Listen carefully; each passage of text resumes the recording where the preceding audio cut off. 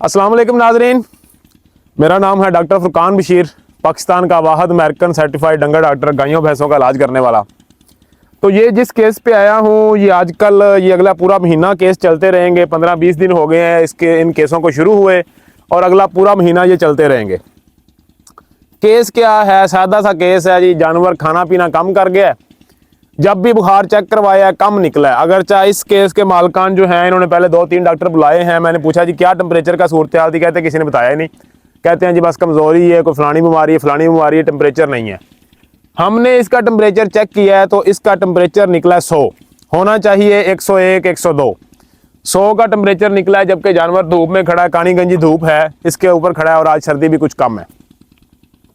इसके अलावा जानवर क्या मसला पेश करेगा?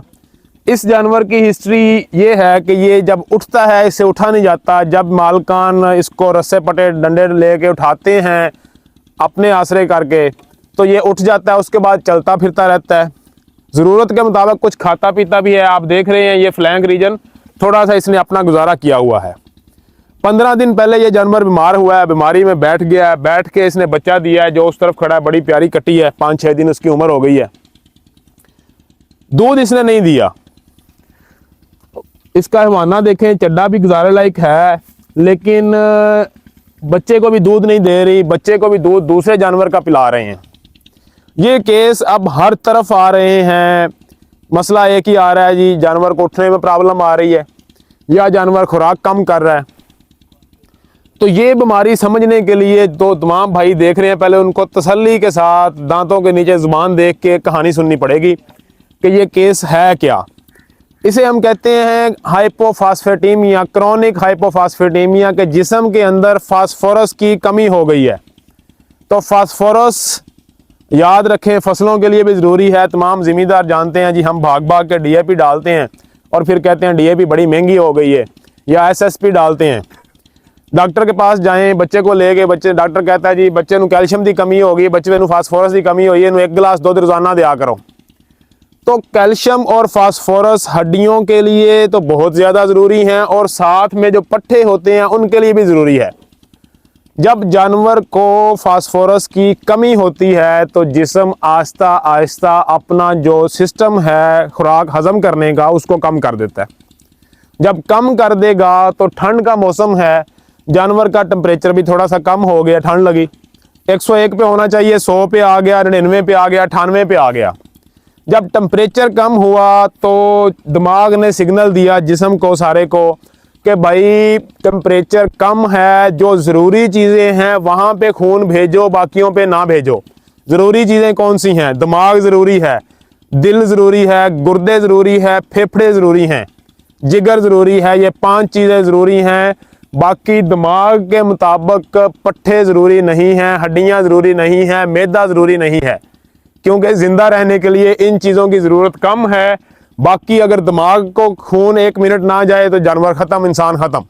जिगर को खून ना जाए तो ख़त्म, फेफड़ों को खून ना जाए तो ख़त्म।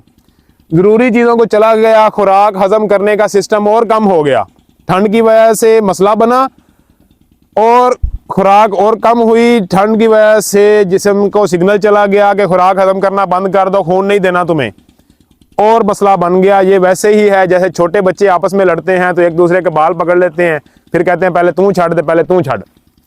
तो इसी तरीके से जैसे जैसे ठंड बढ़ती जाएगी हर तरफ से खून इकट्ठा करके जिस्म सिर्फ ज़रूरी जगह पे भेजेगा।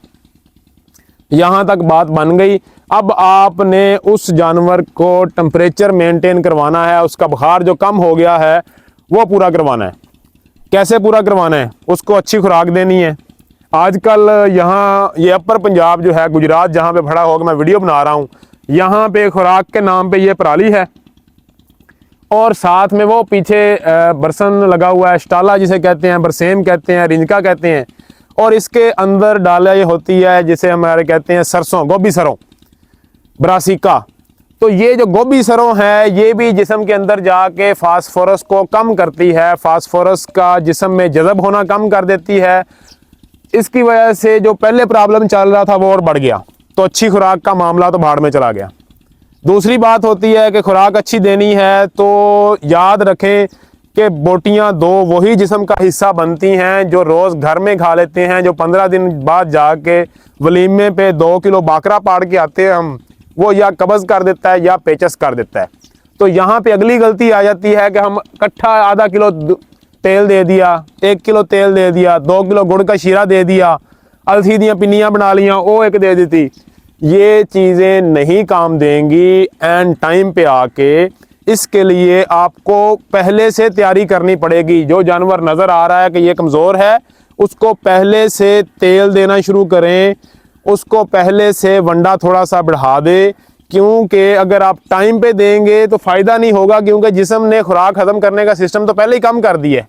आप ज़्यादा भी चीज़ दें तो वो फ़ायदा नहीं देगी। ये वही सूरत हाल है कि घर का जो वडेरा बाबा होता है उसका जिस्म खुराक हज़म करना कम कर देता है और उसकी बहू कहती है बाबे नूं तो सारी दिहाड़ी भुख ही नहीं छड्डदी, सारे मेरे न्याणिਆਂ ਦਾ हिस्सा भी खा गया।